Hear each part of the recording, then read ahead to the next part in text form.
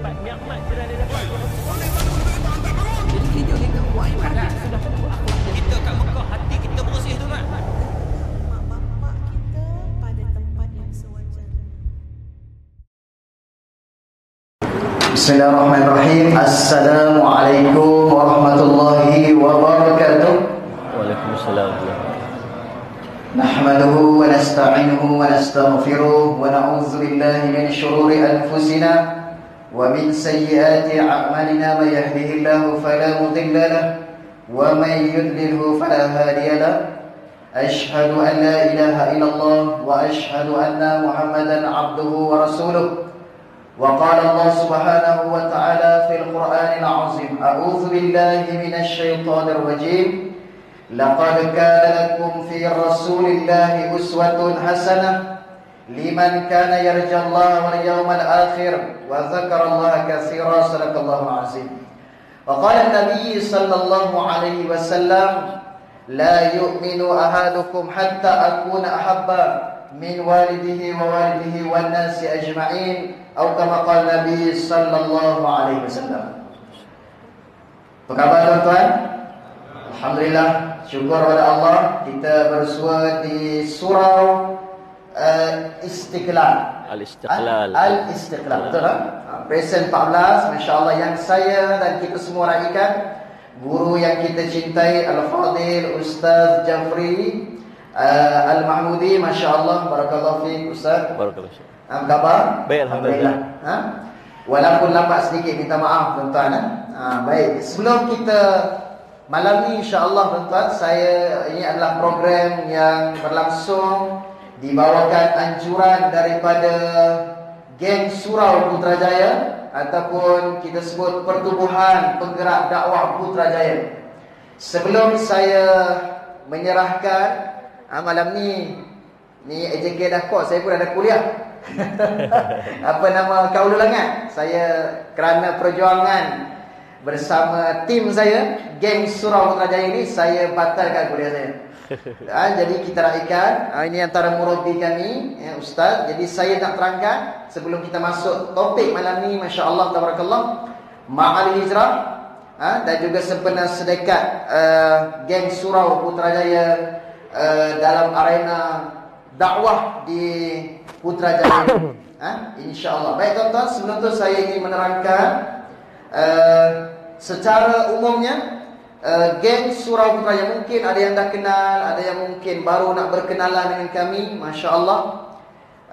Geng Surau Putrajaya ataupun Pertubuhan Penggerak Dakwah Putrajaya, ini mula ditubuhkan pada tahun 2013, dengan mengumpulkan sahabat-sahabat yang mana sangat cinta pada majlis-majlis ilmu di sekitar Putrajaya dan sekitarnya.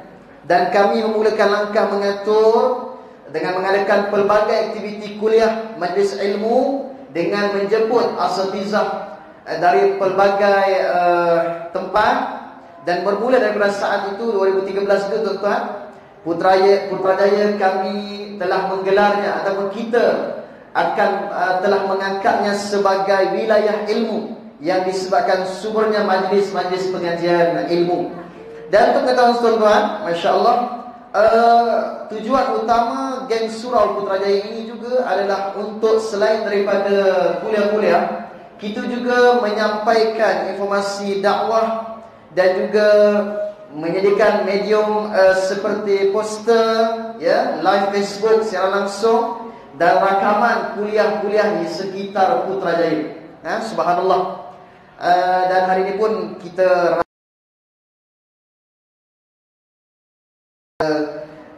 yang sangat saya cintai dan kita semua hormati, Al-Fadil Ustaz. Tuan-tuan, antaranya adalah mengatur kuliah-kuliah pengajian majlis ilmu. Yang kedua, membuat siaran langsung majlis ilmu ini. Kemudian kita menganjurkan seminar, program dan aktiviti riyadhah. Dipahamkan tuan-tuan, masya-Allah.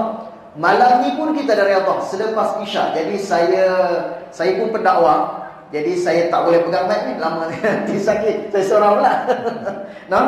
Okey. Kemudian menyalurkan bantuan kemanusiaan. Dan yang terakhir, masya-Allah, kita baru laksanakan mengislamkan saudara baru dan menguruskan pengislaman saudara baru sekitar Putrajaya ataupun daripada mana saja yang ingin, Allahumma salli ala sayyidina Muhammad, yang ingin cinta pada Islam dan kembali kepada fitrah Islam.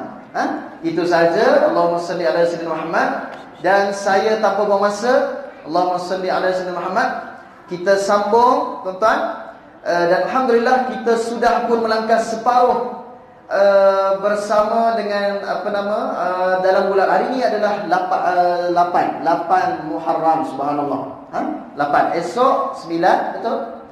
Hari ini 9, malam 9, esok hari 9 insya-Allah. Allahumma salli ala sayyidina Muhammad. Baik.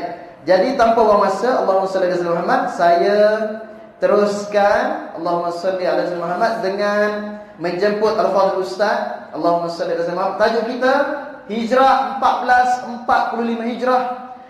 Moto yang kami bawa, tuan-tuan, gerak terus.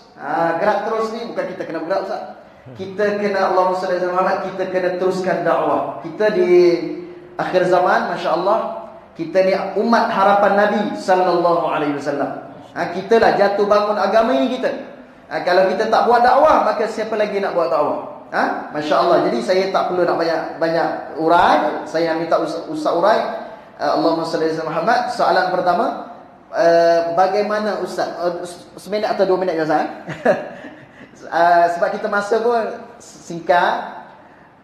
Bagaimana Ustaz Allahumma salli ala Muhammad mengenali geng Surau Putrajaya? InsyaAllah. Alhamdulillah, bismillahirrahmanirrahim. Assalamualaikum warahmatullahi wabarakatuh. Alhamdulillah rabbil alamin, wassalatu wassalamu ala rasulil amin sayyidina Muhammadin wa ala alihi washabihi ajma'in.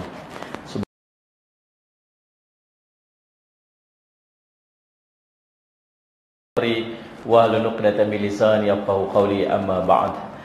Yang saya hormati adinda kami Ustaz Nazir, seluruh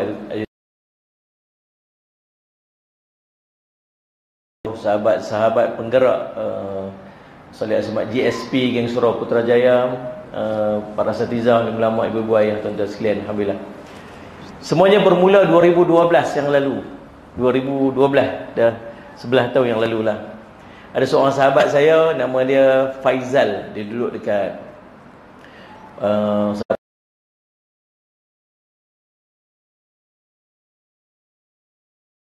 hari saya ada kuliah dekat Paik Muntang. Nama surau tu Surau Mujahidin. Kuliah maghrib, takdirnya dia balik ke rumah mertua dia kat sana kot. Cerita ni sejarah dia tu. Itu dia jenis orang mengaji. Jadi malam-malam kuliah maghrib tu dia tak boleh duduk di rumah dia, dia pergi duduk, dia pergi surau. Dengar kuliah saya. Area Selangor Putrajaya. Saya kata bolehlah kalau ada jemputan, kita tak apa, saya arrange. Jadi 2012 tu dia arrange saya untuk pergi kuliah beberapa surau, antaranya surau Aman Putra dekat Aman Putra tu lah kan, dekat sebelah Taman Putra Perdana tu. Dan beberapa surau yang lain termasuk Masjid Putra Perdana tu sendiri. 2012. Daripada situ ada satu program yang dibuat sebelah sini dekat Putrajaya. Saya tak ingat surau dekat mana.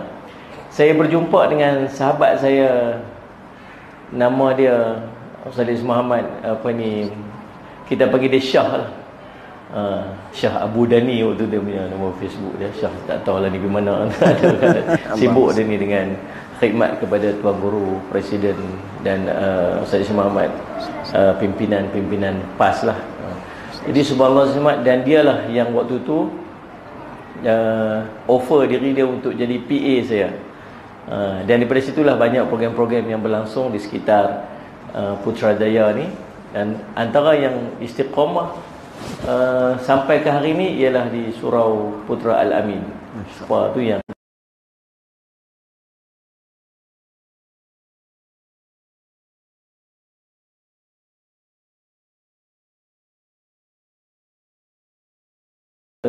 Habib Ali Zainal Abidin selepas Isyak, saya sebelum Maghrib. Jadi Habib Ali pun dah habis kitab dia.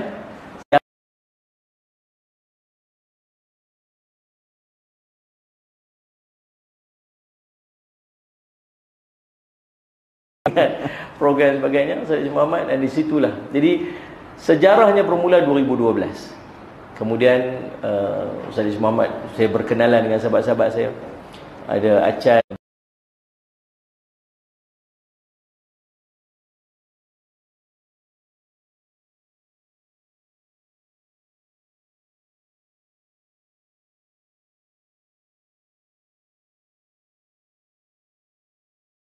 ada yang membawa hati yang rara, dia tak ada nampak lagi.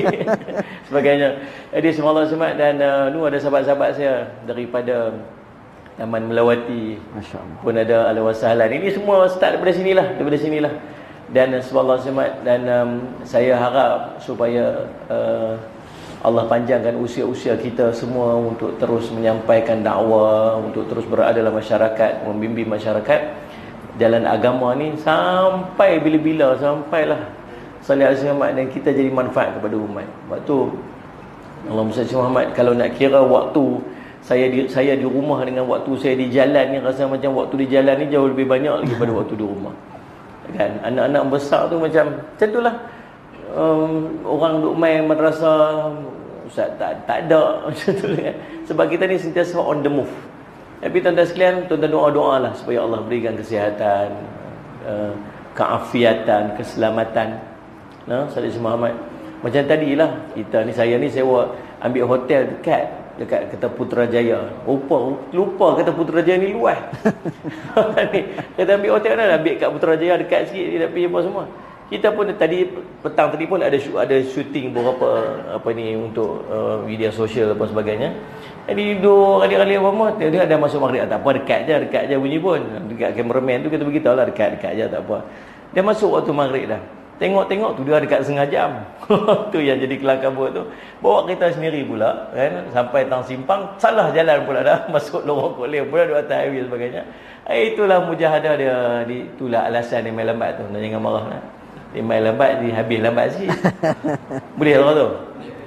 Boleh lah Pak Ustaz. Cuba saya pergi pukul 9.30. Boleh tak dia tahu. Jadi tuan-tuan, sebelum tu saya nak ajak tuan-tuan mainlah ke depan sikit. Dia rasa sejuk tu ni pasal duduk luar sangat. Okey tuan-tuan, kita depan sikit insya-Allah. Tuan-tuan ambil mudah-mudahan sikit soft depan kita ini didoakan malaikat dan juga masya-Allah. Tuan-tuan jangan takut duduk depan kamera ni pasal dia kamera tu tinggi. Dia muka tuan-tuan tak masuk dalam kamera tu insya-Allah. Insya-Allah. Tuan-tuan ambil ke depan. Kita bagi ruang selesa sikit pada muslimat bagainya insya-Allah. Tengok muslimat pun dah keren sikit insya-Allah. Terima kasih banyak atas kerjasama. Wallahu a'lam bishawab. Terima kasih, Masya Allah. Allahumma salli ala Muhammad. Kita sambung lah. Kita sambung. Hakikatnya Masya Allah sangat akrab Ustaz bersama dengan geng Surau Putrajaya. Allahumma salli ala Muhammad. Jadi nama-nama tercatat di ingatan Ustaz. Ana do kat Bani jauh. No? Allahumma salli ala Muhammad. Baik. Seterusnya Allahumma salli ala Muhammad. Seterusnya kita bermula subhanallah bulan Muharram. Baru saja bulan Zulhijjah, kemuncak bagi ibadah tu bulan Zulhijjah kata ulama, masya-Allah. Dan kita telah melalui bulan Muharram dan subhanallah antara bulan-bulan yang Nabi sallallahu alaihi wasallam muliakan. Jadi Ustaz, soalannya Allahumma salli ala Muhammad, saya sambung ya. Madam ni moderator jadi tak perlu banyak cakap. Allahumma salli ala Muhammad. Baik, kita ni Ustaz setiap tahun Allahumma salli ala Muhammad ada azam. Azam yang baru, azam yang lama pun tak tertunai lagi. Jadi bagaimana Ustaz boleh tak terangkan pada kami dan juga kita semua ni kongsikan bagaimanakah seorang Muslim tu dia perlu azam dan cita-cita untuk dia berhijrah dengan lebih baik sebelumnya. Bagaimana maknanya, apakah yang kita kena lalui itu ya? Jadi mungkin Ustaz boleh kongsi insya-Allah. Baik, tuan-tuan, kita nak bergerak, nak move forward. Itu bahasa orang kampung saya sebut begitu. Kalau kita nak move forward, nak bergerak ke depan, kita kena ada dia punya batas, dia kena ada border dia. Dia tak boleh nak simply nak bergerak macam tu ya. Dia kena ada satu yang motivate kita, dia menjadi pushing factor. Ada orang dia nak kurus badan. Kadang-kadang dia tak heran sangat, tapi bila doktor beritahu kadang ni kalau tak kurus ni sekali kena menyakit ni sekian-sekian apa semua, akhirnya dia ada pushing factor dia tu menyebabkan dia akhirnya berusaha untuk kuruskan badan. Macam-macam lah sebagainya. Maksud kita kena ada pushing factor. Dan batasan kita untuk kita bergerak ke depan ni ialah bila kita masuk tahun baru. Masuk tahun baru itu sebagai pushing factor kita yang Kita kena berubah. Cumanya bila tuan-tuan nak berubah, kalau tuan-tuan berniaga, tuan-tuan ahli perniagaan, tuan-tuan kena ada untuk tuan-tuan bergerak perniagaan tuan-tuan jadi lebih baik, lebih maju. Tuan-tuan kena ada buat analisis. Dia kena, if you fail to plan, then you plan to fail. Tu bahasa orang okay, kan? Kalau kamu gagal merancang, maka kamu sedang merancang untuk gagal. Boleh tak tu? Boleh lah sikit-sikit. Tuan-tuan, dia kena ada satu analisis. Analisis ni tuan-tuan, kalau kita dalam bab urusan kehidupan kita, kita sebut sebagai muhasabah. Kita muhasabah, kita recheck. Dalam bisnes,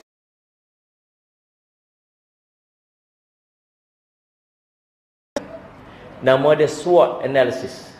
SWOT. Tuan-tuan yang mengaji bisnes, tuan-tuan akan jumpa dengan teori ni, SWOT analysis. Weaknesses, opportunity dengan threat.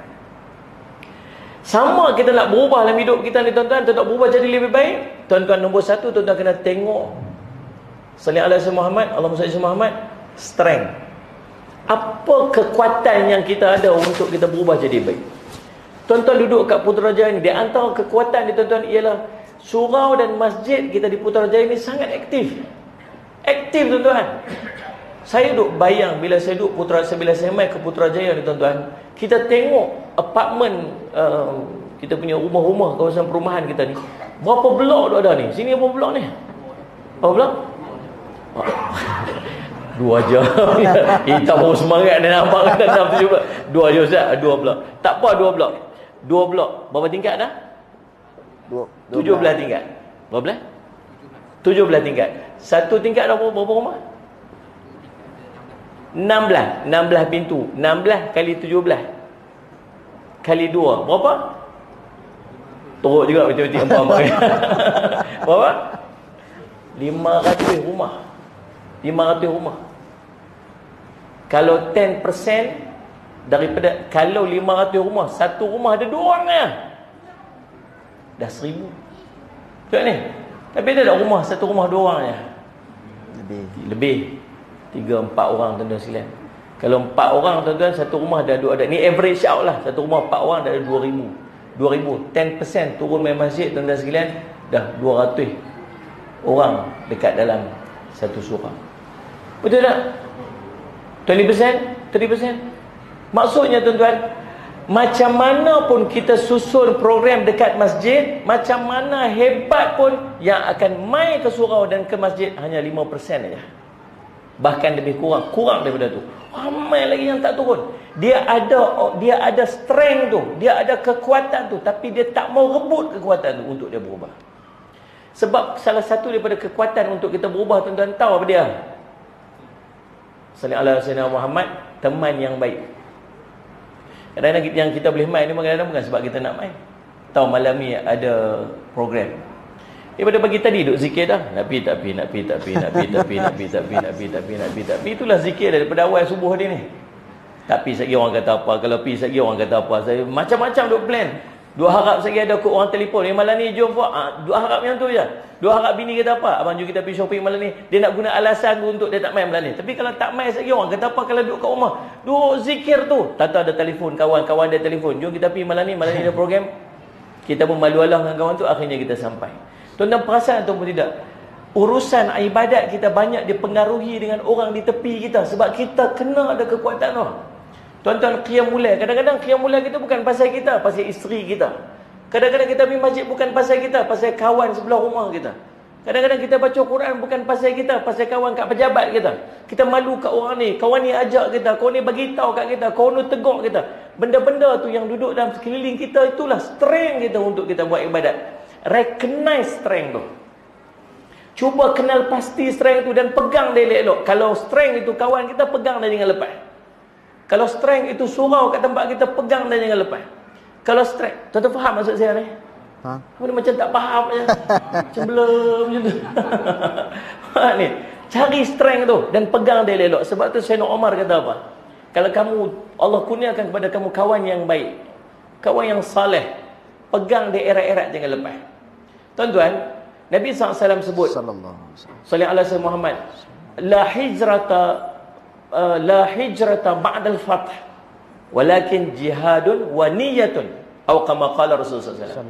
Tak ada lagi jihad, tak ada lagi hijrah selepas daripada Fathul Makkah, kecuali dua aja, jihad dan niat.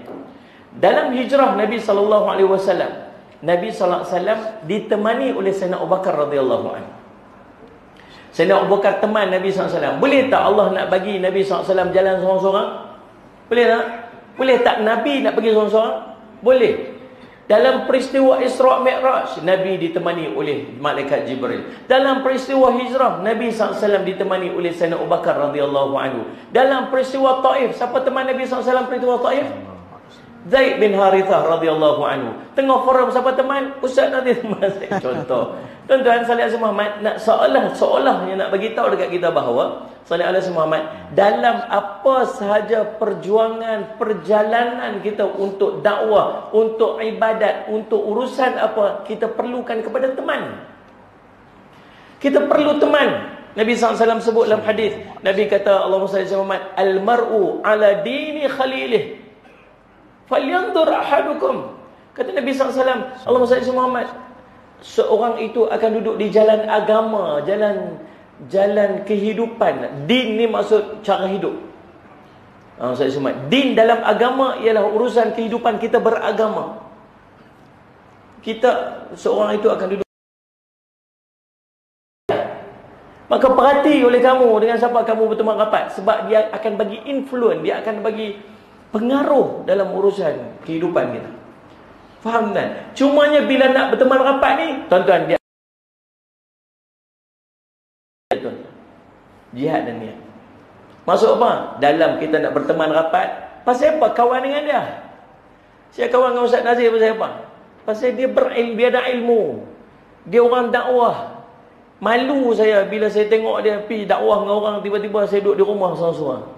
Malu saya bila dia cakap agama, tiba-tiba saya tak mau pergi dengar apa dia duduk cakap.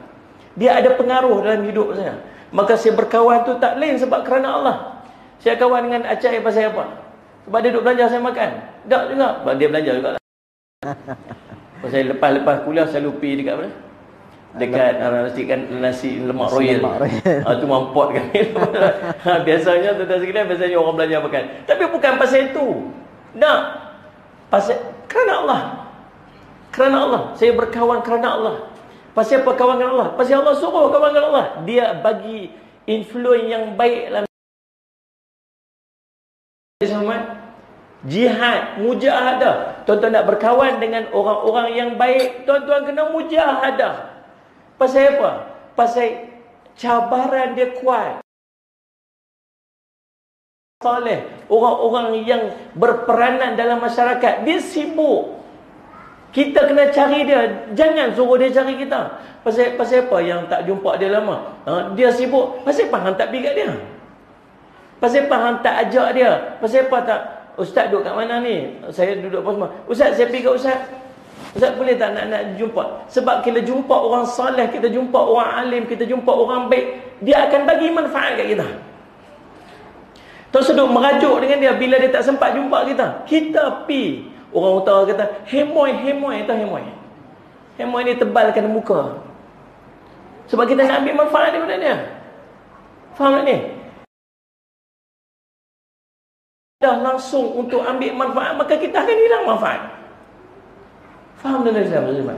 Dan sungguh bila kita nak dapat satu kebaikan, dia bukan murah, dia bukan mudah. Dah.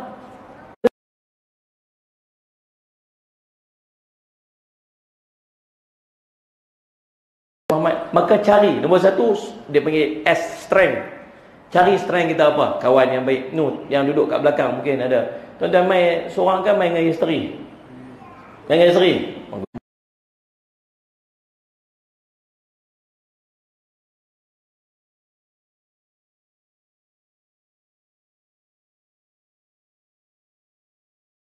Teman baik kita. Suami kita ni belum tentu teman baik kita. Teman baik kita ialah dia sentiasa ingatkan kita pada Allah. Itu teman baik. Abang pergi masjid bang, abangnya tak susah semayang ke rumah lah.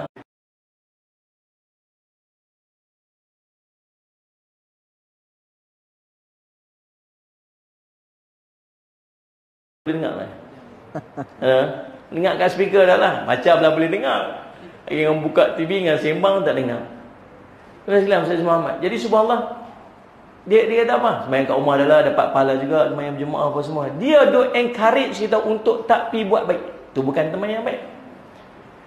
Saya dah iron baju abang, saya dah siapkan jubah abang, saya dah siapkan baju Melayu abang, saya dah siap songkok, saya dah siap apa, abang ambil wuduk pergi masjid. Itu teman yang baik. Abang hari ni ada kuliah abang pi. Abang ni tengah ada online ni. Ustaz Jafri kat TV Jerah, Ustaz suruh tengok lah. Contohlah. Faham sebagainya Ustaz Muhammad. Jangan duk hantar apa ni keratan video yang duk perli dia aja. Ni pantang dapat sikit ustaz cakap pasal suami bagi dia sedar sikit ustaz, bagi dia sedar sikit. Bagaimana? Tuan-tuan sekalian, yang suami pun dapat juga pasal isteri. Nak hantar ke isteri, lagi bini aku terasa pula dah. Tak berani nak hantar. Faham tak ni? Pakai duk perli melalui short video je. Ya, macam tu. Suruh dia pi menuntut ilmu. Dan bukan sekat suruh menuntut ilmu, kita sekali pi teman dia, sama-sama duduk dalam majlis ilmu. Itu strength dia lah. Kenal pasti strength yang pertama. Yang kedua, weaknesses. Untuk kita berubah jadi lebih baik, kenal pasti juga apa kelemahan kita. Kelemahan kita ialah, contoh, balok liat. Tahu balok liat? Malas nak mampu. Malas lah, ya Allah, malas. Cari apa benda boleh hilangkan kemalasan kita tu. Apa benda yang boleh hilangkan kemalasan. Kalau kita tak kenal musuh, kita macam mana kita nak lawan? Kenal pasti musuh. Weakness kita apa ni? Kita tak mampu untuk baca Quran dengan lancar. Sebab tu kita tak rajin baca Quran. Pasal apa tak rajin baca Quran? Sebab aku tak lancar baca Quran. Habis nak buat macam mana? Nak hilangkan weaknesses tu, belajarlah baca Quran. Jangan gunakan alasan. Pasal apa hang tak mengaji? Pasal apa hang tu kan dekat Masjid Surau Al-Istiqlal tu ada kuliah Quran. Pasal apa hang tak pergi? Dia baca, pilah mengaji, pilah belajar. Bukan, faham tak? Dia kata ustaz suruh baca. Okey tuan-tuan, minggu depan kita akan buat kelas Quran ya, kelas tajwid. Saya harap tuan-tuan semua dapat mai. Oh, hari pertama ramai orang mai buka mengaji apa. Lepas tu mai kali kedua pula dia kata apa? Okey, untuk next week, untuk depan ya, kita nak minta semua setiap orang tolong baca Quran seorang sikit. Itu cara kita mengaji. Cerah minggu depan. Tinggal 2 orang dapat. Pasal apa? Tak mau ustaz dia kena baca. Pasal apa ustaz tu suruh baca? Sebab dia nak kenal apa kelemahan orang tu. Mungkin dia tak boleh nak sebut makhraj dengan tepat. Orang ni memang makhraj dengan orang ni memang makhraj lain. Orang ni punya ilmu dengan orang ni punya ilmu lain. Kalau dia ajak secara umum, dapat umum. Tapi kalau dia ajak secara khusus, orang tu akan dapat manfaat ilmu secara khusus. Lihat ni. Tapi disebabkan kita segan, kita malu, akhirnya kita tak pi. Akhirnya kita yang rugi.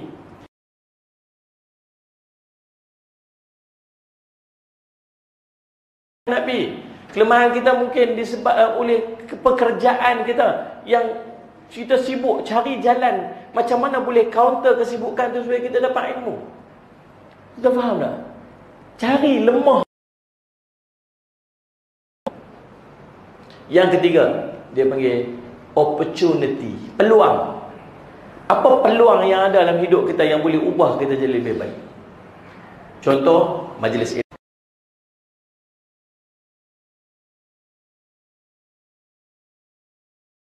Peluang untuk kita solat Jumaat, buat ibadat dengan sempurna. Contoh, kita ada time. Tuan-tuan pergi kerja. Saudara Allah Muhammad. Masuk kerja pukul 9 pagi. Kita manfaatkan waktu sebelum waktu kerja tu kita buat apa? Kita duduk saja, kita lepak, kita hangok dengan kawan. Kenapa kita tak solat duha contoh? Faham tak ni? Tu ada contoh, tengok peluang-peluang kita ada yang kita boleh grab, yang kita boleh rebut untuk tambah. Yang ketiga, yang keempat tuan-tuan, apa ancaman yang ada sekeliling kita menyebabkan kita ni tak boleh nak berubah? Antara ancaman paling kuat ialah kita susah untuk tinggal yang melekat dalam hati kita. Setiap pada kita ni ada benda maksiat yang kita suka buat. Faham tak ni? Ada orang dia suka tengok benda tak elok. Dia suka tengok video-video yang tak elok. Seorang dia tengok, dia layan gitu. Faham tak? Ada orang dia suka mengumpat. Allah. Ya, mulut dia suka mengumpat, dia pantang jumpa.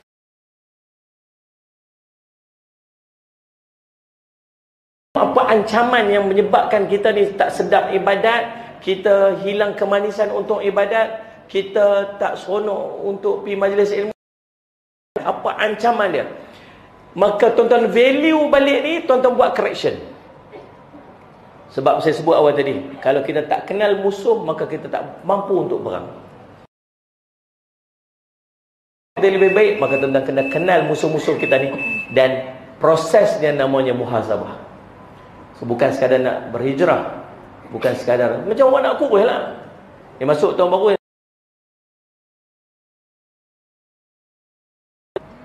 hang muhasabah dah. Apa yang menyebabkan hang gemuk sebelum tu? Mau tak gemuk Ustaz? Isteri saya memang sedap masak, masak gila punya Ustaz. Dia bukan nak pergi kerja Ustaz, dia masak bukan nasi lemak. Balik lagi tengah hari macam ni pula dia masak, petang pula dia masak. Memang sehari tu 6 kali makan nasi Ustaz. Itulah hang punya itulah punya masalah. Kalau kita tak kenal masalah, kita tak akan mampu untuk berubah. Maka kenal pasti masalah kita, buat sebagai Salih Muhammad, cara untuk kita counter balik dan akhirnya kita dapat berubah untuk jadi lebih baik. Wallahu a'lam. Subhanallah. Banyak ilmu tuan-tuan. Saya sepatutnya mendengar. Allahumma salli ala sayyidina Muhammad. Baik. Tuan-tuan, saya telah sebut ini antara anjuran program yang dilaksanakan oleh geng Surau Putrajaya. Maka tuan-tuan, dengan ini saya melancarkan tabung kami, Masya Allah, tabung geng Surau Putrajaya, untuk kita gunakan dana. Tuan-tuan jangan risau, kata guru saya, setiap wang ringgit yang kita berikan itu adalah bukan untuk akaun kita, akaun orang lain. Sebenarnya itu adalah untuk akaun kita di akhirat. Antaranya kata Imam Abu Laits As-Samarqand rahimahullah ta'ala, katanya antaranya orang, insya-Allah, orang yang tidak diazab dalam kubur adalah orang yang banyak hidupnya dihabiskan dengan infak. InsyaAllah, mudah-mudahan dengan infak ini menghalang kita daripada azab kubur, insyaAllah. Okey, tuan-tuan, seterusnya, Masya Allah, Ustaz, Masya Allah, Allah Subhanahu Wa Taala sebut, laqad kana lakum fi rasulillahi uswatun hasanah liman kana yarjallaha wal yawmal akhir wa dzakarallaha katsira. Allah kata, sesungguhnya pada diri Rasulullah sallallahu alaihi wasallam itu adalah ikutan contoh yang terbaik bagi kamu. Liman kana yarjallaha, jika kamu inginkan Allah dan kehidupan akhirat itu, wa dzakarallaha katsira, dan banyaklah kamu mengingati Allah Subhanahu wa taala. Jadi soalannya Ustaz, masya-Allah, kita ni kullu bani Adam khata'. Setiap kita ni pendosa. Ada dosa tersembunyi sengaja. Tuan-tuan jangan rasa suci pula lah. Kita ni dosa banyak. Dosa dengan mak ayah, dosa dengan guru, dosa dengan anak-anak, dosa dengan isteri, dosa mengumpat, dosa dengan kawan-kawan, dosa banyak, masya-Allah, tanpa kita sedar. Jadi Ustaz, ini adalah soalan saya, soalan yang diberikan, taubat. Bagaimana kita nak dalam hijrah ni, Allahumma salli ala Muhammad, macam mana kita nak menginsafi diri kita ni supaya kita qarib ila Allah, dekat dengan Allah Subhanahu wa taala. Mungkin Ustaz boleh kongsikan kita sebagai hamba Allah ini yang sepatutnya setiap hari, kata guru saya ini, sepatutnya kita setiap hari ni bagaimana Rasulullah SAW itu pun istighfarnya banyak. Allahumma salli ala Muhammad. Ya, subhanallah, Nabi sallallahu alaihi wasallam itu sujudnya panjang, menangisnya, subhanallah. Jadi mungkin Ustaz, subhanallah, boleh kongsi insya-Allah. Fadhal. Bismillahirrahmanirrahim. Wassalatu wassalamu ala Rasulillah wa ala alihi. Tuan-tuan, di antara perkara yang menjadi penyebab beratnya kita untuk kita berubah menjadi lebih baik ialah dosa. Dosa kita ni dia macam satu benda yang meruntun dia panggil, orang utara cakap, menyeret kita, dia bagi berat kita. Satu, kalau kita nak berjalan tu ada benda yang duk tarik kita ke belakang, itu dosa. Sebab tu tuan-tuan boleh buat macam-macam benda, tetapi bila benda yang terkait dengan ibadat, kita rasa berat. Betul tak? Kita boleh bercakap sepanjang hari, kita boleh message WhatsApp, kita boleh scroll kita punya Facebook, lepas Facebook kita scroll Instagram, lepas Instagram kita scroll TikTok. Masya-Allah. Semua kan? Itu buat kita enjoy, kita ralik dengan apa kita buat. Tapi kita tak boleh spend masa yang sama dengan baca Quran. Ini bukan cerita, bukan boleh kata semua kita sama ni. Betul tak ni? Apa tak payah tunjuk soleh sangat, serupa kan? Tak boleh tak. Serupa kita ni sungguh. Allah. Tuan boleh buat bandingan tak? Kita baca Quran, kita tengok handphone banyak mana. Lepas tu seorang ulama dia ditanya, nak tahu, saya dulu waktu kita pernah duduk dekat Yaman. Saya ingat dia ada rock Quran macam kita ni lah. Dia punya style tempat saya duduk tu, saya duduk kat Sana'a. Sana'a ni dia tak sama macam duduk dekat Hadramaut. Hadramaut memang depa tempat situ memang depa kuat zikir. Sana'a ni dia macam tempat biasa, dia ibu kota lah. Suka lah duduk Sana'a ni pasal satu sejuk, satu lagi banyak dia punya akses macam-macam ada. Tak, walaupun begitu, sallallahu alaihi Muhammad, bila masuk je waktu maghrib, orang kafir dia akan biasa sembahyang dekat masjid. Kadang-kadang dia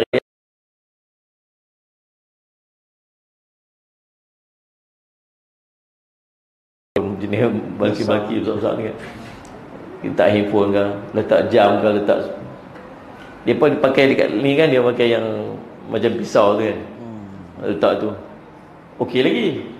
Senapang pun letak. Tak mau letak senapang tu, kita sujud senapang kat tepi. Saat lagi dia buat tertekan ke tegung ke mana.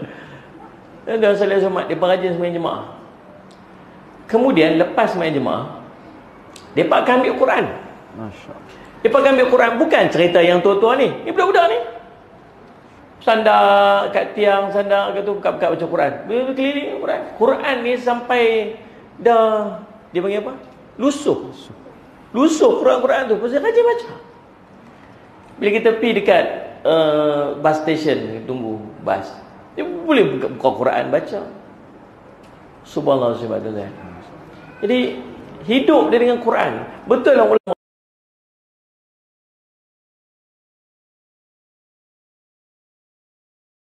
mulazamah dengan Quran ni dengan macam kita dengan ni pun semua.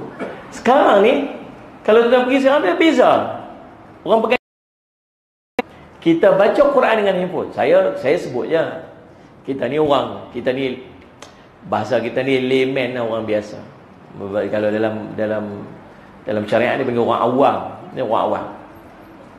Orang awam ni tuan, kita tak payah duduk macam duduk push sangat-sangat buat lebih daripada yang dia. Kita selesakan dia dengan amalan-amalan biasa.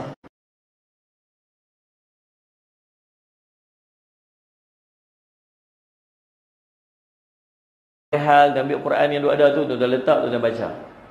Ataupun tuan guna handphone yang tuan ada ni, kemudian tuan buka je apps Quran tu, tuan baca. Tuan rasa yang mana yang memudahkan tuan untuk baca Quran? Yang mana? Apa dia jawab lah sama je kalau buku sangat. Handphone. Yang mana mudah? Handphone lah mudah kita. Kalau tuan rasa handphone mudah kan tuan baca Quran, tuan bacalah handphone dengan Quran. Tuan bacalah Quran dengan handphone tuan tu. Betul tak? Ada yang kata soalan duk baca tu dia tak lazatnya, tak kurangnya, sebab memang tuan tengok Quran, tuan tengok mushaf, tu ada pahala.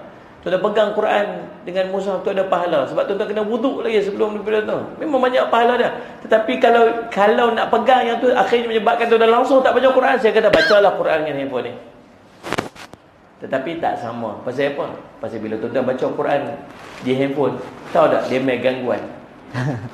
Gaya macam Bismillahirrahmanirrahim, Alif Lam Mim, masuk notification. WhatsApp pula, buka WhatsApp pula.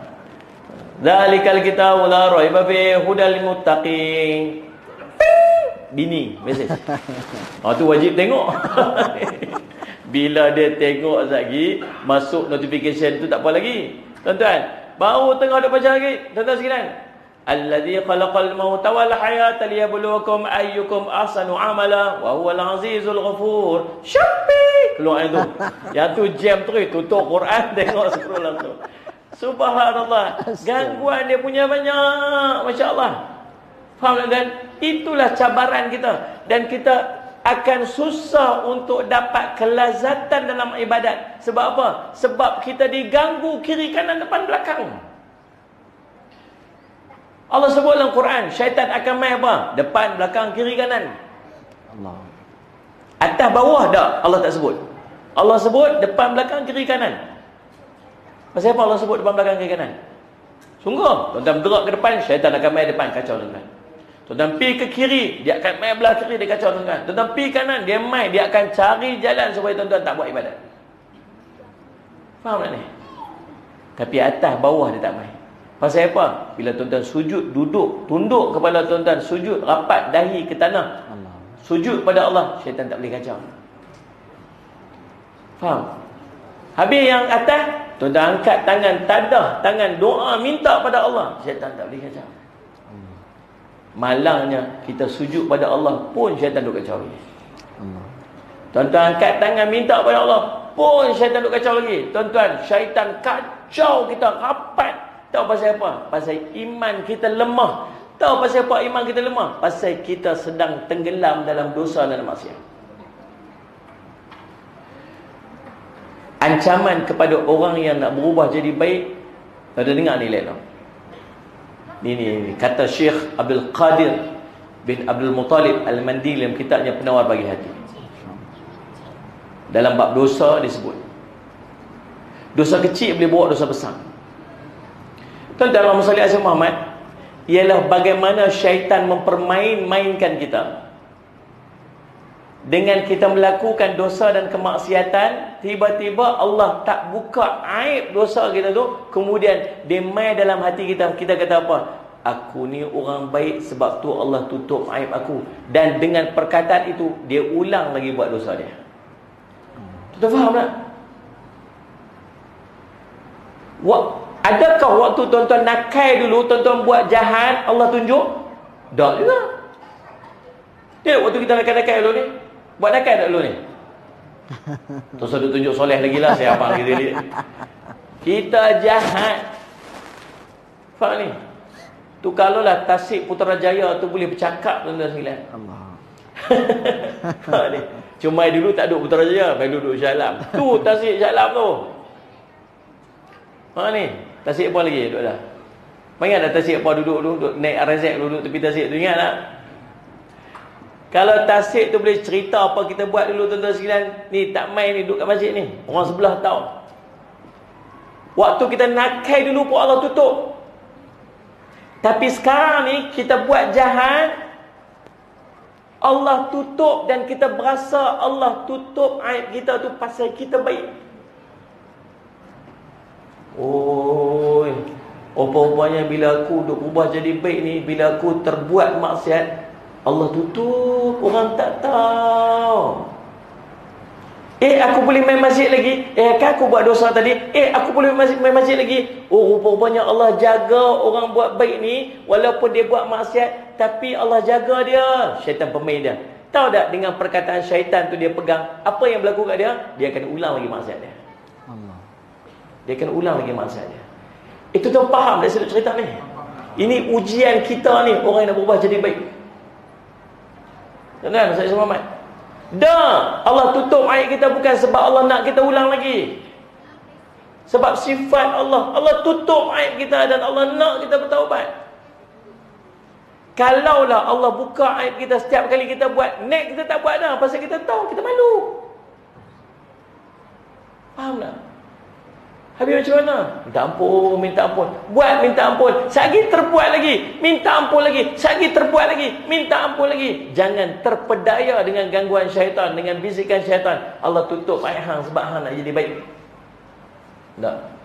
Maka tuan-tuan, dalam proses kita untuk berhadapan atau berubah diri kita untuk jadi lebih baik, tuan-tuan kena banyak istighfar. Kena banyak istighfar. Sungguh-sungguh. Minta ampun sungguh-sungguh. Mudah-mudahan Allah ampunkan dosa kita dan mudah untuk kita berubah jadi lebih baik. Wallahu a'lam. Masya-Allah, tuan-tuan, subhanallah. Harap subhanallah malam ni kita dapat, Allah bagi kita faham agama. Amin. Dan dapat kita amal dalam kehidupan kita. Hidup kita ni sekejap saja tuan-tuan, baina sitin wa sab'in. 60-70 tahun saja. Dan kita singgah ni pun kehidupan sementara saja. Dunia jambatan ke akhirat. Jadi kalau jambatan kita tak bina rumah kekal. Ya. Maknanya apa tuan-tuan? Apa nama? Allahumma salli ala Muhammad, kita ambil sekadarnya saja. Dan dunia ni adalah darul imtihan. Jadi masya-Allah kita sama-sama kita istighfar kepada Allah, kita bertaubat sungguh-sungguh kepada Allah, kita mengaku kita silap, kita buat hubungan dengan Allah, kita berdoa sungguh-sungguh kepada Allah Subhanahu Wa Taala. Baik tuan-tuan, masya-Allah, Ustaz, masya-Allah, kita sampai pukul 11 kan? Sekali kami ada badminton. Allahumma salli ala sayyidina Muhammad. Allahumma salli ala Muhammad. Soalan seterusnya, Allahumma salli ala Muhammad. Sahabat Nabi sallallahu alaihi wasallam disebut dalam Rahiqul Maktum, disebut dalam Hayatus Sahabah, lebih kurang 120,000 Ustaz, masya-Allah. Di belakang Nabi sallallahu alaihi wasallam itu bila sembahyang berjemaah, seluruh sahabat radhiyallahu anhum ajma'in sembahyang berjemaah, indah kerana iman mereka mantap. Subhanallah, ada Nabi sallallahu alaihi wasallam. Jadi Ustaz, dalam proses dakwah pun subhanallah, mereka dan ada yang kaya, ada yang miskin. Kita tengok masya-Allah, Sa'labah radhiyallahu an, pakaian isteri sehelai, dia sehelai, miskin, susah. Kehidupan susah. Dan perjuangan Islam dalam sebut dakwah Ustaz, Julaibib, Bilal bin Rabah, keluarga Yasir, Khadijah binti Khuwailid, kita tengok Khabbab al-Arat diseksa, Allahumma salli ala Muhammad. Sehingga hari ini subhanallah, kita syukur Islam sampai pada kita. Jadi perkataan saya nak bagi tahu Allahumma salli ala Muhammad adalah dakwah sempena ma'al ijra' Ustaz. Bagaimana kita dah ada medan JSP, dan masya-Allah kita ada medan masing-masing dakwah. Nabi sallallahu alaihi wasallam balligh wa'ani walau ayat, sampaikan walaupun satu ayat. Jadi soalannya Ustaz, Allahumma salli ala Muhammad, bagaimanakah kita ni sedikit tentang pentingnya dakwah dalam kehidupan kita. Kerana Nabi SAW di Taif berdarah kakinya, di Uhud berdarah, masya-Allah, patah gigi Nabi sallallahu alaihi wasallam. Sebab tu kita kena banyak selawat. Sampai hari ini kita Islam, masya-Allah, perjuangan Nabi yang kita rindui dan kita cintai tuan-tuan, masya-Allah. Allahumma salli ala Muhammad. Jadi soalannya Ustaz, dalam kehidupan kita ni antara kibarus sunnah adalah dakwah. Jadi Ustaz, masya-Allah, kita semua ni adalah tulang belakang agama kita, tidak akan bergerak melainkan tulang belakang iaitu dakwah yang Nabi sallallahu alaihi wasallam telah sambungkan, tinggalkan kepada kita tugas yang besar. Jadi Ustaz, ini mungkin soalan terakhir Pak Nam. Soalan dakwah Ustaz urai sikit, kita mahal hijrah ni, Allahumma salli ala Muhammad, dakwah yang makin lagi-lagi kita teknologi yang sangat mencabar, dengan anak-anak ujian dalam, saya pun mengajar mahad, jadi ujian dalam mengajar, mendidik, dan kita terlibat dengan masyarakat yang pelbagai, sehingga kadang-kadang bahasa pun kesat, kadang-kadang anak muda kita dah tak minat menuntut agama. Ya, mungkin Ustaz itu dikaitkan dengan dakwah. Mudah-mudahan Ustaz boleh bagi kami mutiara dalam dakwah, insya-Allah. Fadhal Ustaz. Ada orang Kedah ni kat tangan? Wah, ada, masya-Allah. Ada orang Perak? Ada orang Sarawak sini. Oh. Sabar bah. Selamat. Tuan-tuan, kita ni bukan orang Putrajaya pun. Betul tak ni? Dulu sini tuan-tuan ni kelapa sawit Waktu Tun M yang buat, lu kata apa rapi buat curug alam tu, apa semua tempat jin bertendang apa kan. Subhanallah, saya semat. Dan masya-Allah ada pahala. Tuan-tuan main masjid ada pahala. Setiap hari kita himpun pahala begitu banyak, mudah-mudahan. Faham tak ni Ustaz Muhammad? Kita buat dosa, memang kita buat dosa. Tapi Allah bagi kat kita satu dosa, satu kesalahan, satu dosa. Tuan-tuan buat satu kebaikan, Allah ganda paling kurang 10 kali ganda. Boleh pergi sampai 700 kali ganda. Ada amalan yang Allah kata bagi kat aku akan kira kat dia. Dalamnya puasa. Maka tuan-tuan, semua kelebihan kita dapat ni, yang setiap apa kita buat dan sejadi pahala, tahu pasal apa? Pasal kita Islam. Pasal kita mengucap dua kalimah syahadah. Nabi SAW gambarkan macam pokok yang akarnya tenggelam dalam tanah dan pucuk menjulang ke langit. Itu orang Islam. Saling ala semat, dia panggil yang ada kalimatun thayyib, macam pokok, akar menjunam ke tanah dan pucuk naik ke langit. Setiap apa yang kita buat semuanya Allah kira.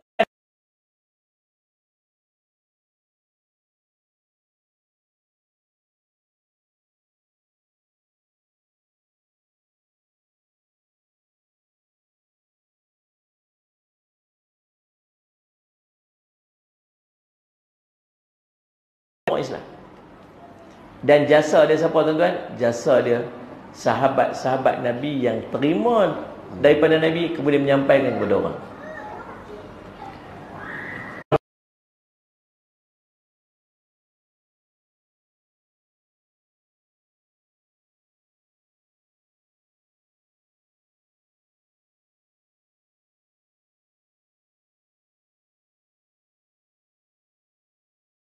Ada 6 orang duduk dekat Mina, sedang bermabit di Mina dalam musim haji. Salah seorangnya nama dia As'ad.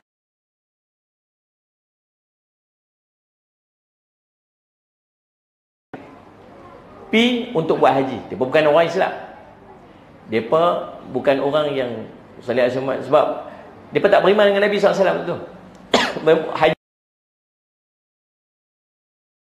macam jadi. Tapi orang buat haji. Nabi SAW pergi dakwah. Nabi pergi jumpa dengan mereka. Nabi perkenal diri. Nabi kata, aku Nabi akhir zaman. Bila sebut Nabi akhir zaman, mereka teringat, kami ikut Nabi akhir zaman ni sebelum mereka. Akhirnya 6 orang ni beriman. Pendek cerita lah ni. Mereka 6 orang ni beriman, balik ke Yathrib. Tahu buat apa?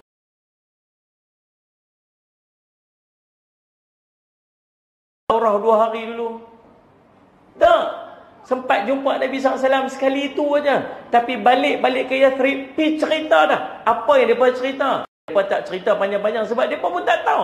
Mereka cerita, kami berjumpa Nabi akhir zaman. Kami dah kenal dah Nabi akhir zaman apa. Dia brief. Dia cerita tentang apa yang dia tahu tentang Nabi akhir zaman. Dia cerita.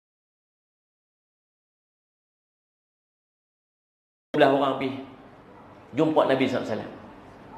Mereka yang 6 orang, ada 5 orang je dapat pergi, seorang tak dapat pergi. Selebihnya ialah orang-orang baru. Dan ajibnya dah ada 2 orang daripada 12 orang tu, orang Aus yang sepanjang beratus tahun berkelahi dengan orang Khazraj. Tuan-tuan, dan waktu pertama janji setia. Waktu tu apa ni? Seorang sahabat ikut, 2 orang sahabat ikut. Boleh tak Rasulullah hantar dekat kami, orang-orang boleh pergi bersama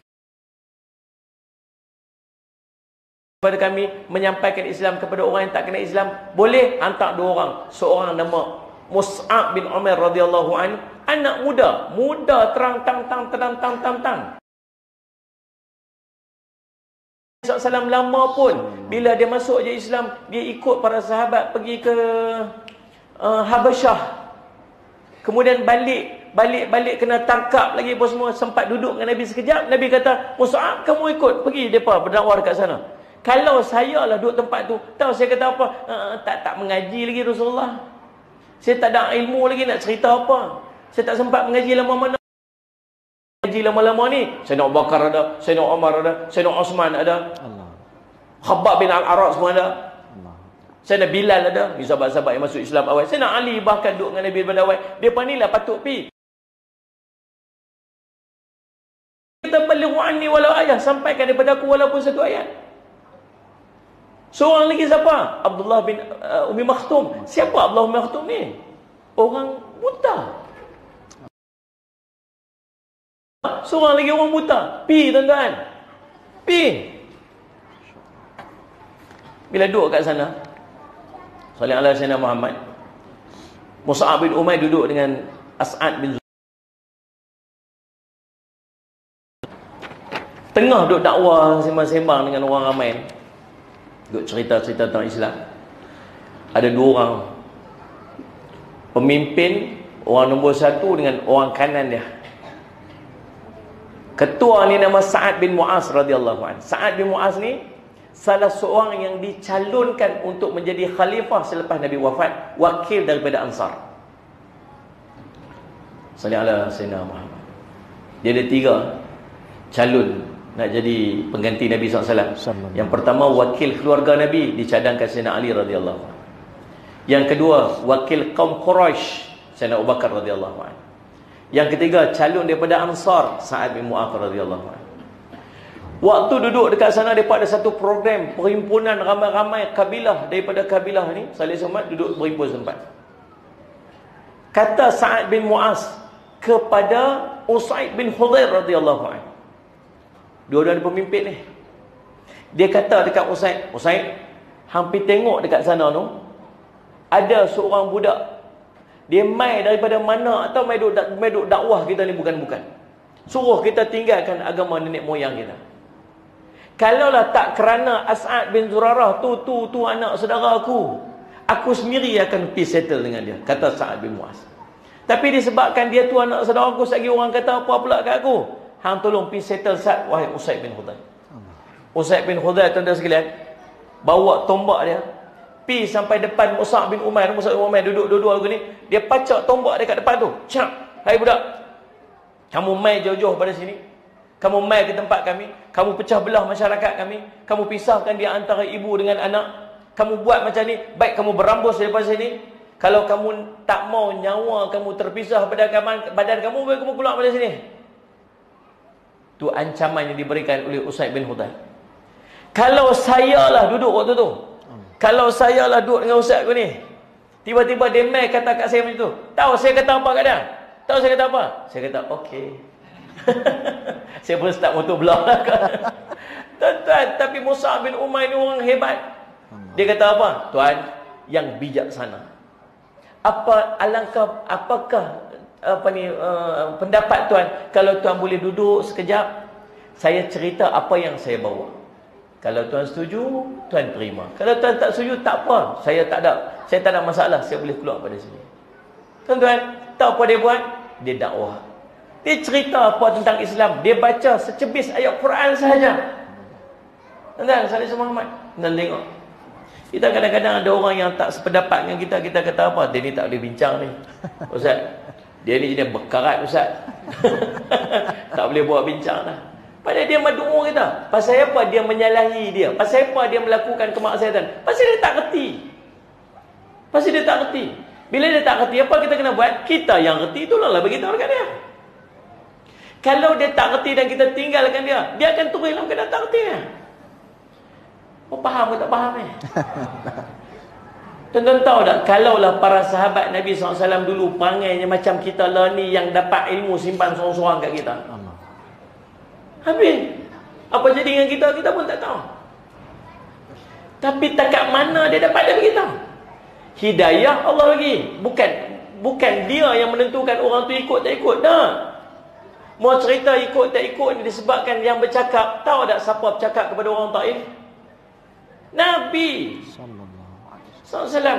Pergi rumah orang Taif, bukan cerita cakap bismillah, baca ayat Quran, cerita akhlak Nabi terbaik. Bahkan yang tak ikut Nabi ialah pak saudara Nabi yang jaga Nabi SAW sendiri. Allahu yahdi man yasha, Allah akan bagi hidayah pada siapa yang Allah nak.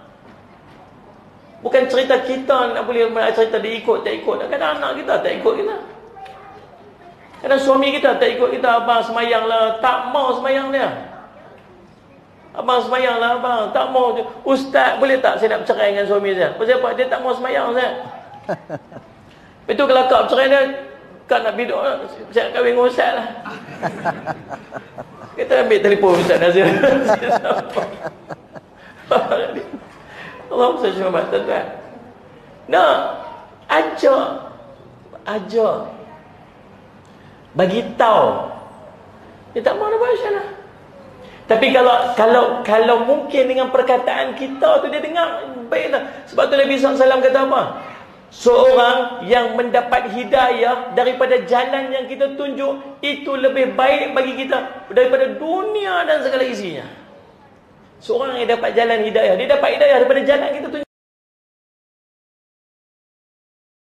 Aku tak ada. Alah, jomlah pisat, tak apa dah. Tiba-tiba dia main sungguh. Tiba-tiba dia berubah jadi baik. Tahu tak, kat kita ni, kehebatan yang Allah bagi lebih hebat daripada dunia dan segala isinya. Allah. Tak tahu.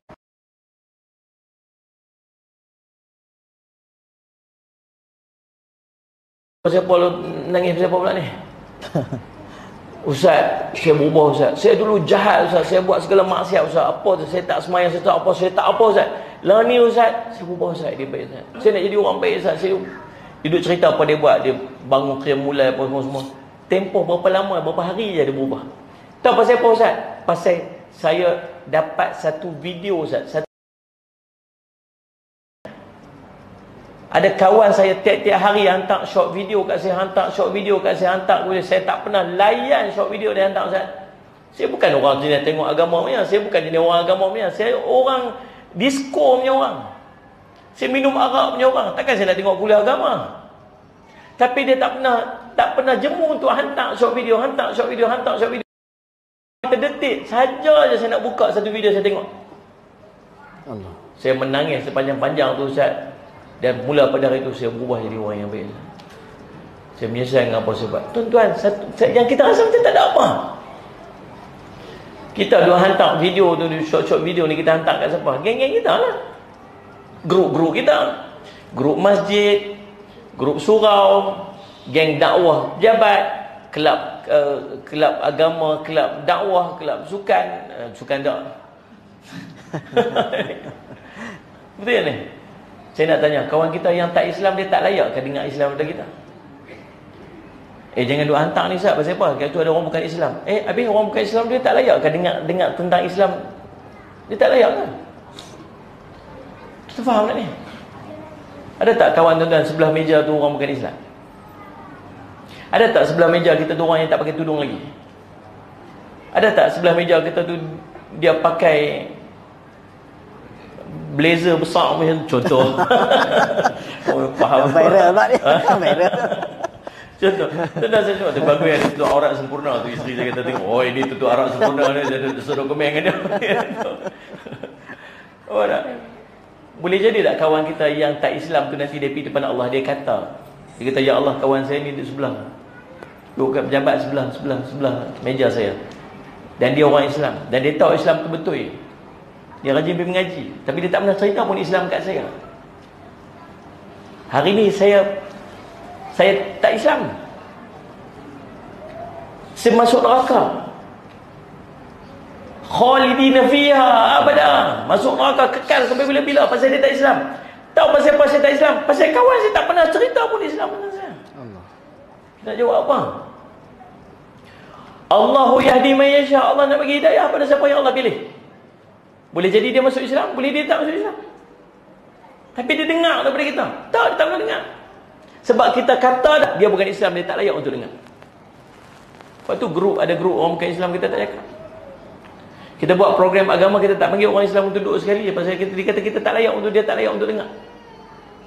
Ada program motivasi buat dekat pejabat, panggil ustaz mengajar, kita panggil tak orang bukan Islam untuk duduk sekali? Tak. Ada banyak pejabat-pejabat kerajaan yang dipanggil saya untuk buat program. Dia kata, ustaz, sama kita ada orang bukan Islam sekali. Bagus, alhamdulillah, bagi masuk sekali. Kita akan cakap lah cara berlapik-belapik sikit supaya dia tak. Faham tak ni? Paling tidak dia ada kesan sikit. Dia masuk Islam, dia masuk tak. Itu bukan urusan kita. Bila Usaid bin Hudayr duduk, dibacakan beberapa ayat pada Quran, terus dia masuk Islam. Dia kata, indahnya bacaan ini, indahnya perkataan ini. Macam mana cara aku nak ikut agama?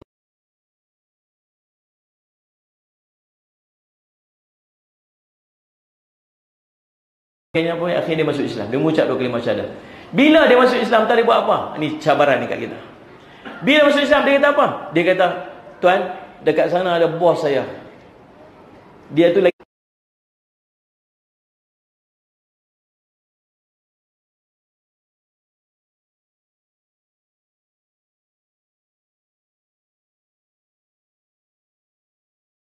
dia duk kira macam nak ajak orang tu untuk masuk Islam sama dengan dia. Bila dia tahu kata benda ni betul, apa kita simpan kita sorang-sorang. Kalau tuan-tuan dapat satu benda yang bernilai, kita nak kongsi dengan orang. Betul tak ni? Dan tak ada benda yang lebih bernilai daripada Islam. Tuan-tuan, Allahumma salli ala sayyidina Muhammad. Lalu tuan-tuan, Allahumma salli ala Muhammad. Dia kata apa? Dia duduk fikir macam nak buat. Ustaz tahu balik tak? Okey, kata apa? Dah melawak. Faham tu, dia moderator belah angkat tu suruh berhenti tu. Tapi tak habis cerita kan, nak habiskan cerita. Tak apa. Lawak sana ni. Kita melawak-melawak lah. Fikir macam mana nak bawa orang tu masuk Islam. Dia fikir-fikir, dia kata, okey, tak apa, saya dapat satu idea. Tuan standby je kat sini. Dia pergi jumpa Sa'ad bin Mu'az, dia buat cerita, dia create cerita.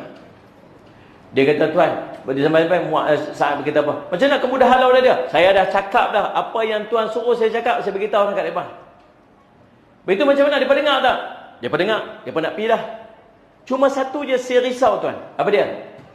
Nu ada satu grup dalam perjalanan nak musnahkan Sa'ad As'ad bin Zurarah, tuan anak saudara tuan. Dia pun tak tahu dia marah apa sangat ni dekat anak saudara tuan tu, dan dia pun sedang dalam perjalanan untuk pergi musnahkan hidup dia.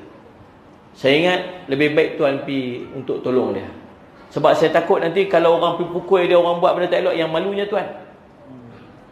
Oh, dia kata betul-betul dia, jujur kita pergi. Dia tinggalkan orang ramai tu, dia pergi. Elok dia sampai je depan As'ad bin Zurarah dengan Mus'ab bin Umair, tengok depa dua orang relax aja, tak ada apa pun.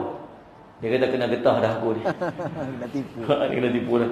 Tak apalah, dia kata sebabkan hang tak boleh nak settle masalah, biar aku settle sendiri. Dia pun katalah macam mana dia kata, hang ni pemecah belah masyarakat lah, hang keluar pada sini kalau hang apa semua, dia kata dia macam-macam. Dia kata tuan, apa kata tuan duduk Ustaz, dengar saya cerita.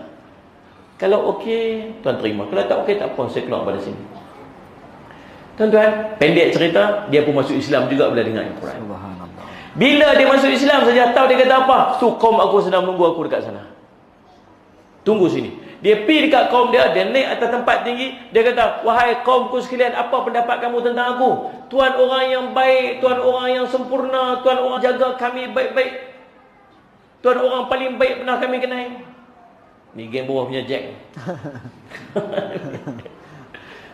Tapi memang baik sungguh. Dia memang jaga rakyat dia. Lalu dia kata apa? Kalau demikian perkataan kamu terhadap aku, maka hari ini aku nak bagi tahu kepada kamu bahawa aku telah mengikut Islam. Aku telah mengucap dua kalimah syahadah. Aku bersaksi tidak Tuhan semua malaikat Allah, dan Muhammad itu pesuruh Allah. Aku perintahkan kepada kamu semua untuk ikut aku pada hari ini. Siapa yang tak mengikut aku, jangan bercakap dengan aku dah lepas pada ni. Tuan-tuan tahu apa berlaku? Semua masuk Islam. Subhanallah. Kecuali seorang saja. Seorang ni dia masuk Islam hari Uhud. Waktu perang Uhud dia masuk Islam, terus dia syahid. Subhanallah. Seorang tu je. Yang lain semua masuk Islam. Tuan-tuan nak cerita apa? Malu kita. Kita dah daripada kecil sampai tua ni tuan-tuan mengaji, banyak dah ilmu kita dapat. Ya Allah. Dan kita berusaha untuk ubah diri kita, tapi kita hanya mengubah diri kita, kita tak mengubah orang sekeliling kita. Faham tak ni tuan? Buat. Saya jumpa Syekh Nuruddin Salih Alaihi Muhammad.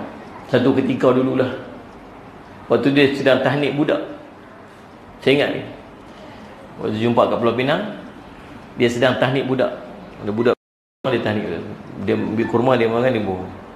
Lepas tu saya pun duduk tepi dia, suruh bersila tepi dia. Saya ingat, saya kata kat Syekh, saya pun nak tahnik juga. Dia ambil kurma, dia sumbat belum saya nak ambil. Kemudian dia cerita kat saya, dia kata, kita ni nak masuk syurga, tapi kita tak ada amal. Kita nak masuk syurga, tapi amalan kita tak ada. Tahu tak? Ada orang, dia nak pergi Tokyo ke, dia nak pergi luar negara, dia kena beli tiket kapal terbang. Ada orang pergi naik kapal terbang, dia tak payah beli tiket, tapi dia sampai juga Tokyo, dia sampai juga Hong Kong. Macam mana? Tu geng stewardess, tu geng steward, tu pilot, dia perkhidmat kepada orang yang beli tiket. Betul tak ni?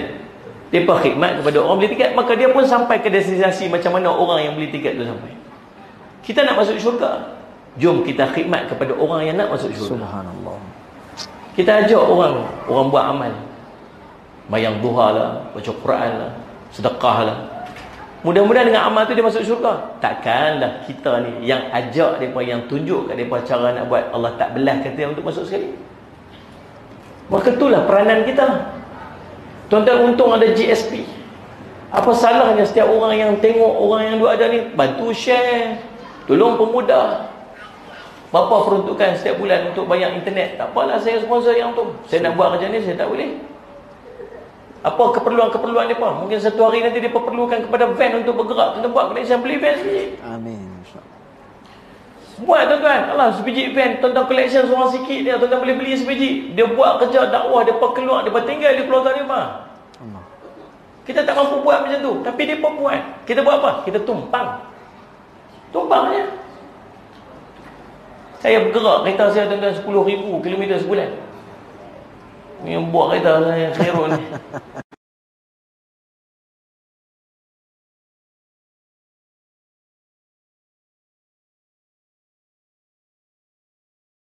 Tu tayar kereta. Tu tak kira naik atas divider lagi. Saya buat kereta gerak naik atas divider, tercabut bumper belakang. Baru pasang balik bumper tu. Semua modal, semua duit. Siapa nak tumpang? Ada orang, Ustaz nak ambil duit sikit ni, abang tumpang bawa minyak. Pasal apa? Saya tak mampu mengajar, nak ambil minyak Ustaz sikit. Masing-masing main peranan supaya dakwah tu berjalan.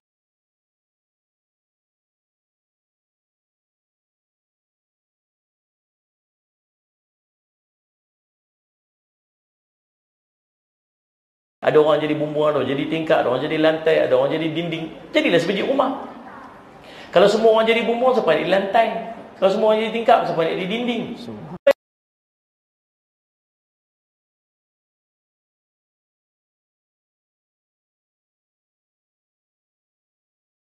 Tuan-tuan apa? Tuan-tuan kerja kat pejabat ni, tuan-tuan apa saja, tuan-tuan duduk pilih posisi mana. Pastikan kita ni salah satu daripada batu-batu yang digunakan untuk jalan dakwah tu berjalan.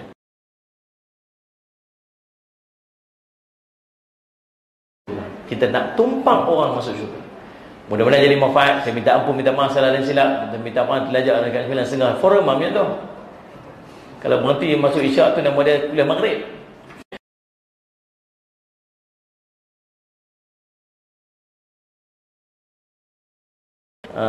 Apa ni, Ustaz Muhammad jauh mai Bangi Bomai Dekat berapa minit. Tuan-tuan semua sebagainya, insya-Allah saya ucap jutaan terima kasih atas sokongan.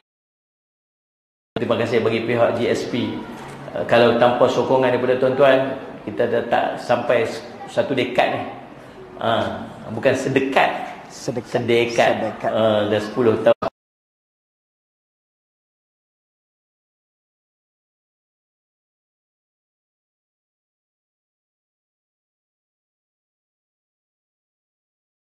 Nak depa minyak kereta depa buat sendiri. Waktu depa spend sendiri. Kita tak mampu nak buat. Maka kita support dengan cara-cara yang lain. Yang paling penting yang tuan-tuan tak boleh tinggal ialah tuan-tuan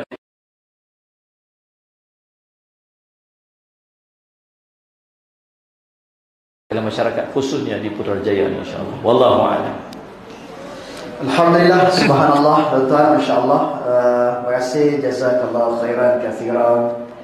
Ahsan jazak kepada Tuan Guru Free, masya-Allah. Kita akan program lagi, tuan-tuan. Kita dah lebih masa. Mudah-mudahan Allah Subhanahu Wa Taala rahmati pertemuan kita, dan tuan-tuan doa. Tuan-tuan, mafhum hadis, antara golongan yang dapat naungan di yaumil mahsyar nanti adalah Muslim yang berkasih sayang kerana Allah, bertemu berpisah kerana Allah. Mudah-mudahan semua kita, insya-Allah. Malam ni mudah-mudahan kita semua, dan juga kita ni antaranya juga, Ustaz, masya-Allah, adalah orang yang hatinya terpaut dengan masjid. Amin. Jadi kita, tuan-tuan, masya-Allah, umur kita makin lanjut. Dunia ni ada masa kita sihat dan masa kita sakit. Itulah permainan dunia. Di akhirat sudah tidak ada sakit. Akhirat hanya hari pembalasan. Jadi kita gunakan masa kita, harta kita, diri kita, tuan-tuan, sujud syukur pada Allah, sujudlah pada Allah. Kita gunakan kesempatan yang ada untuk kita khidmat pada agama Allah. Kita bantu Allah, Allah akan bantu kita. Terima kasih banyak, Ustaz, atas kesudian bersama kami, dan khususnya geng Surau Putrajaya. InsyaAllah kita selepas ni kita lagi slot, InsyaAllah, tuan-tuan, kita boleh join kami. Ada sukan, insyaAllah, malam ni. Kalau larat, insyaAllah. Okey, itu saja sekadarnya. Tuan-tuan, minta maaf sepanjang saya mengenalikan bersama dengan Tuan Guru Al-Fadhil Ustaz ini ada terkasar bahasa, terasa hati dan sebagainya. Mudah-mudahan Allah ampuni kita semua, insyaAllah. Lagi jemput kepada kita punya wakil, masya-Allah, Ustaz, untuk kita tanda tangan. Ini tanda tangan, mudah-mudahan tanda tangan ini jadi saksi dan nama kita juga tercatat di pintu-pintu syurga. Subhanallah.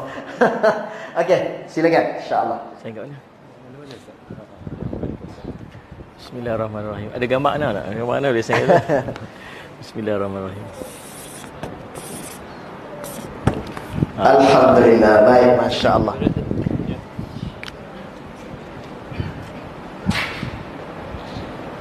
Okey, baik, masya-Allah. Jazakallahu khairan. Tuan-tuan, terima kasih atas kehadiran. Mudah-mudahan Allah rahmati kita semua. Kita jumpa lagi di lain masa, insya-Allah. Kita sama-sama jaga sembahyang, tuan-tuan, jaga solat, jaga keluarga kita, buat hubungan dengan Allah Subhanahu taala. Pintu taubat sentiasa terbuka, dekatkan diri pada Allah sempena dengan tahun baru ini. Umur kita makin bertambah, kita gunakan segala apa yang ada sebelum kita kembali kepada Allah SWT. Mudah-mudahan Allah baiki akhlak kita, Allah baiki kehidupan kita, keluarga kita Allah pimpin, Allah bagi kita hidayah sehingga kita kembali pada Allah. Allah bagi kita kematian kita dengan husnul khatimah, dan Allah SWT masukkan kita ke syurga yang terbaik dengan rahmat Allah Subhanahu wa taala, insyaallah syurga Firdaus. Dengan itu, dengan lafaz wabillahi taufiq wal hidayah, wassalamu alaikum warahmatullahi wabarakatuh. Waalaikumsalam warahmatullahi Subhanakallahumma wa bihamdik asyhadu an la ilaha illa anta astaghfiruka wa atubu ilaik. Bismillahirrahmanirrahim. Wal 'asr innal insana lafi khusr illa allazina amanu wa 'amilus shalihat wa tawasaw bil haqq wa tawasaw bis sabr. Assalamu alaikum warahmatullahi wabarakatuh. Waalaikumsalam.